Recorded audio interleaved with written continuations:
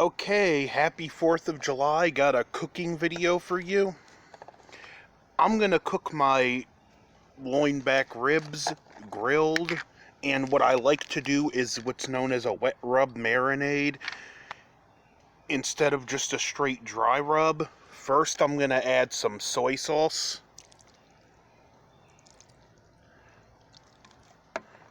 Then Worcestershire sauce.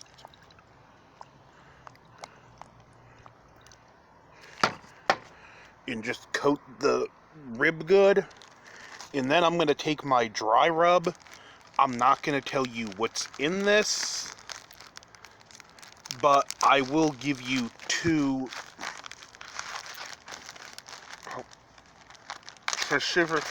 specific ingredients: paprika and sugar. I know sugar might sound weird for a dry rub,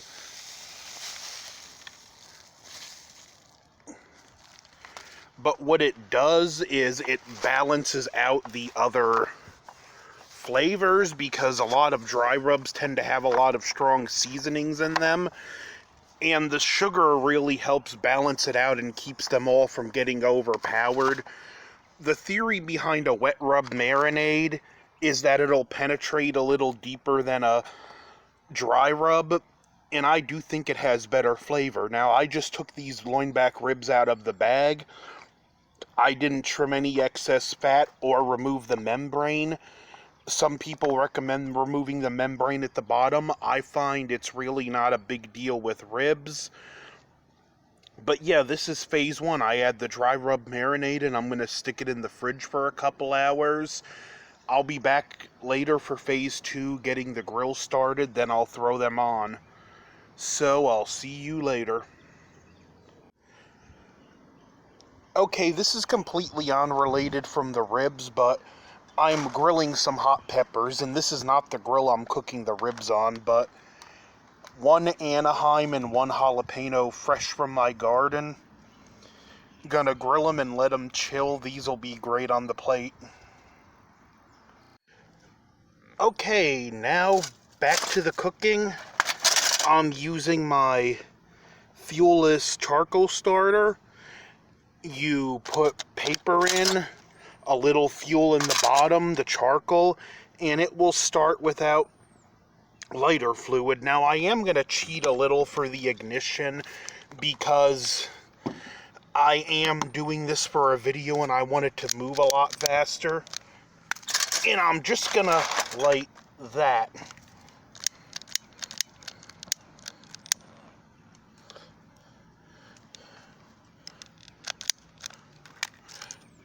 But really, you don't need to do this, and it will get the charcoal lit and burning without any need for lighter fluid.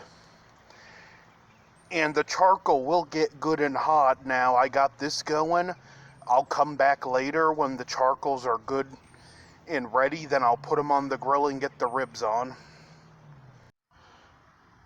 As we can see, my charcoals are good and ready, and like the heat is really up there. Like, I can hold my hand out in front of the camera feeling the heat. I can feel it hitting my face.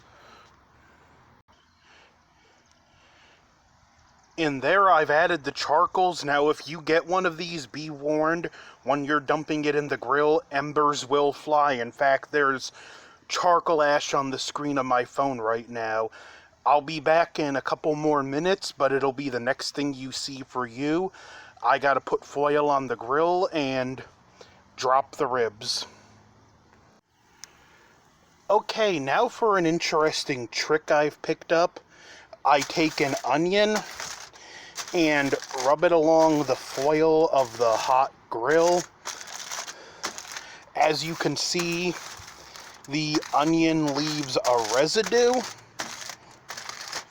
and this will help keep whatever you're cooking on the grill from sticking. Just an interesting little trick I've picked up, and it does work really well. and it also arguably flavors the surface of the grill, which is never a bad thing.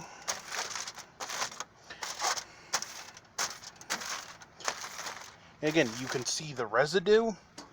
Now I'm gonna take my ribs and just plop them on the grill and listen to that beautiful sizzle.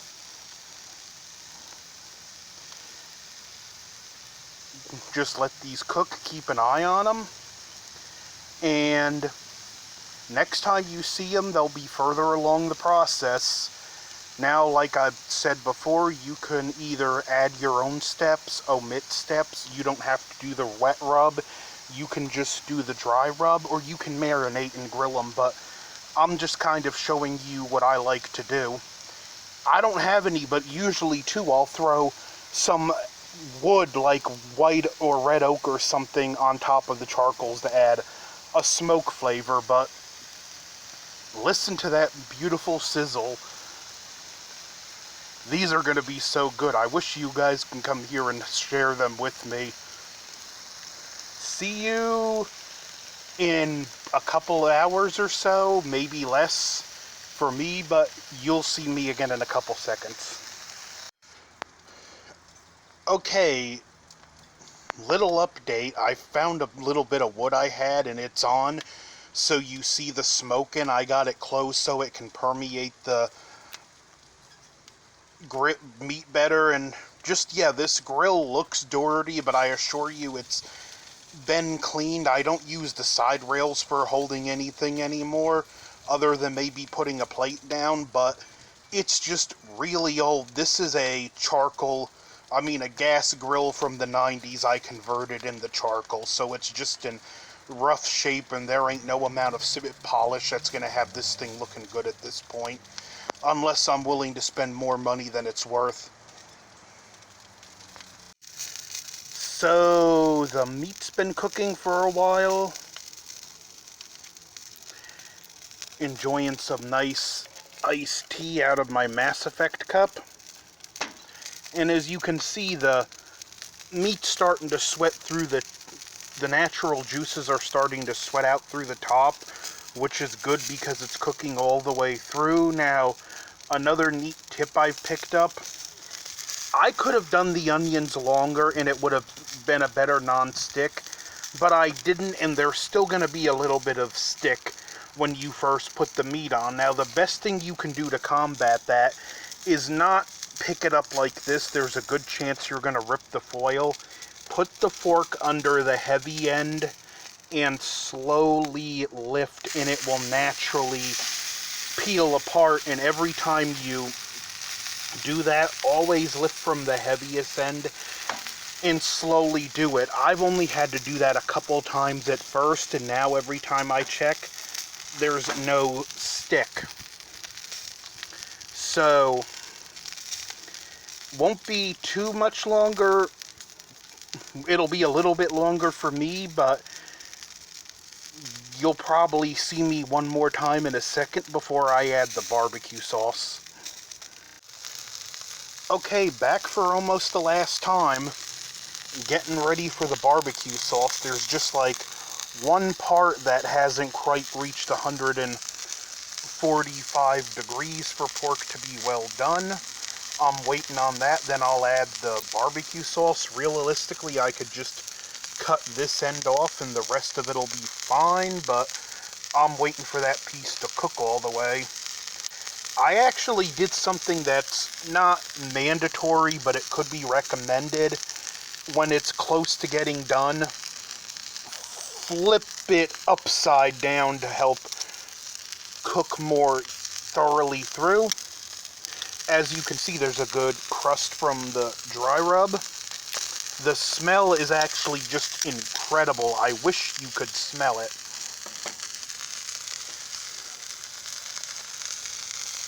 But yeah, getting ready to add the barbecue sauce, and this cooking video is actually close to coming to an end, sadly. It's been fun actually showing this off, so see you shortly. Okay, so after rechecking, I was actually going through the meat there. This thing's pretty much cooked. Now I got my corn on the cob boiling.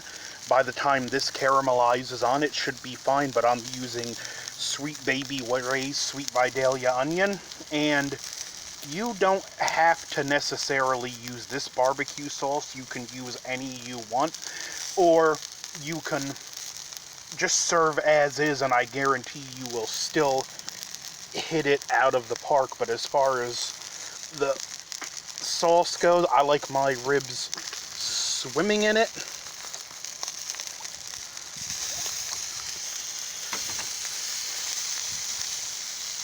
And then I just baste it.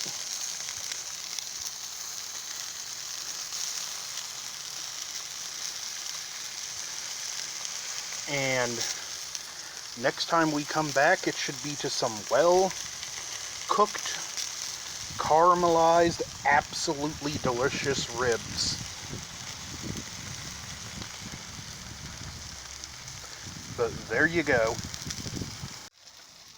Okay, these ribs are pretty much done. It's good and caramelized on, and just look at that. The smell is amazing. They look great. I really wish you guys were here to enjoy this with me. I had a lot of fun making them. You can't hear it because I have it shut off because I don't want YouTube to copyright strike me, but while I've been out here watching these, I've been playing great music on my radio all day. John Fogerty, B.B. King, Boston, Journey, just enjoying the day. B.B. King, one of the greatest blues artists of all time, one of the greatest guitarists. Boston, that first album alone was just nothing but classic after classic. Journey, do I really have to talk about Steve Perry's singing and how few can hit the high notes like him? Even the singer that replaced him, he can't hit those high notes on that same level. It's been fun cooking, sharing the video with you, listening to great music. I hope all of you watching this had a really fun, happy 4th of July. Don't forget to like, share, comment, subscribe, and over and out.